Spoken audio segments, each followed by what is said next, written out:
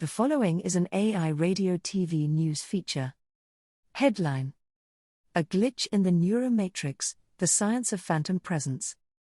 Lead: You know that ghostly feeling that someone is nearby even though nobody is? It could be a trick of neural timing. Story: In 2006, a team of neurologists led by Shahar Arzi and Olaf Blank reported on an unusual case of felt presence. A 22-year-old woman was having a pre-surgical evaluation for epilepsy treatment, and she had given consent to have her brain stimulated with electrical current.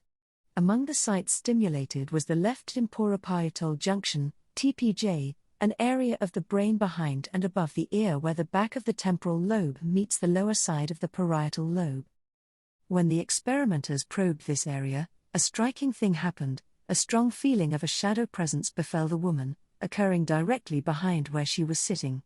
When they tried it again, she described a person as young and of indeterminate sex, a shadow who did not speak or move, and whose position beneath her back was identical to her own.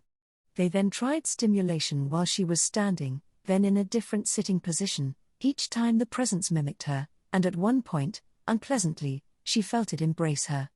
This shadow figure was not her, but its movements were inextricably tied to her own. What had produced this phantom?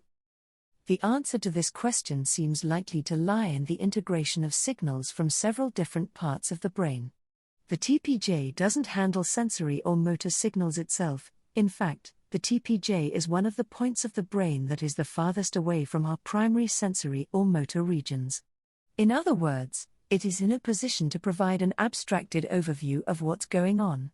Despite its name, it is actually close to the joining of three lobes: temporal, parietal, and occipital.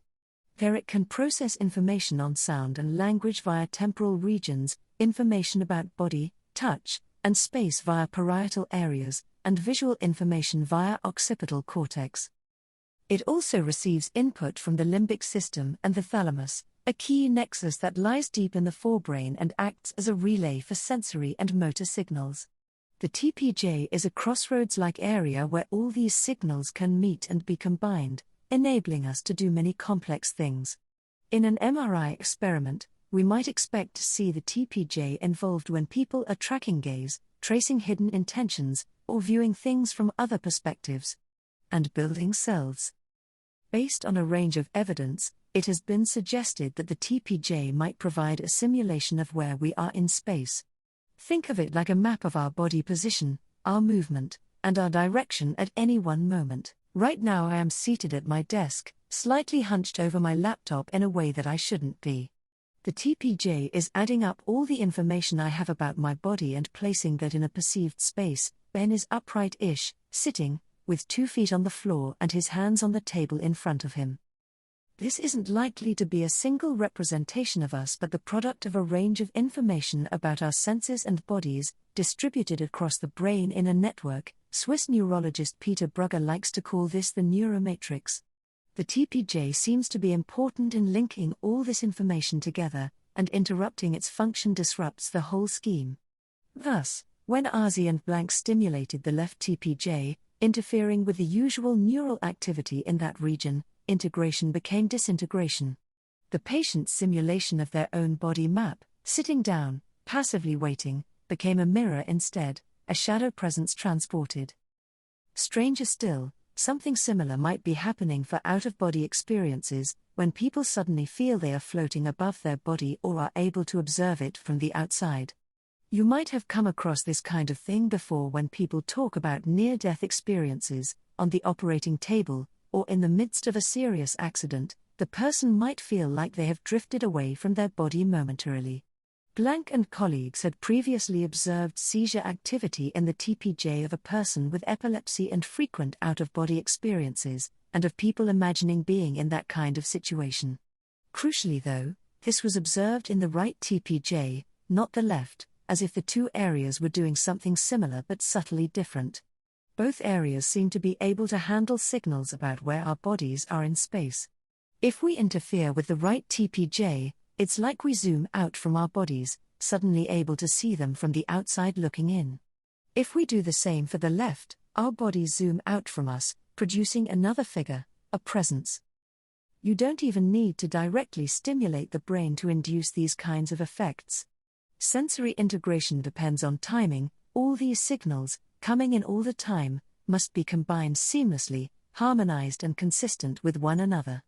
When they cohere, they are thought to create a unified sense of ourselves. But when they are delayed or disrupted, the self seems to go astray. Imagine if you were to clap your hands now in front of your face and you heard the sound a split second before your hands met. What would you think? Did you make that sound? Or did someone else? How uncanny or unusual would it feel if one sense got there before the other? I know what belongs to me, I know where my body starts and stops, in part because all the senses and all my muscles are playing the same tune. Things happen in lockstep, effects on the wider world are predictable. But when the timing goes wrong, so does the confidence in what belongs to us. Famous effects like the rubber hand illusion rely on this principle. If I stroke a rubber hand with a brush at precisely the same time as your actual hand is being stroked, I could probably convince you that the rubber hand was yours, provided it was in a realistic position.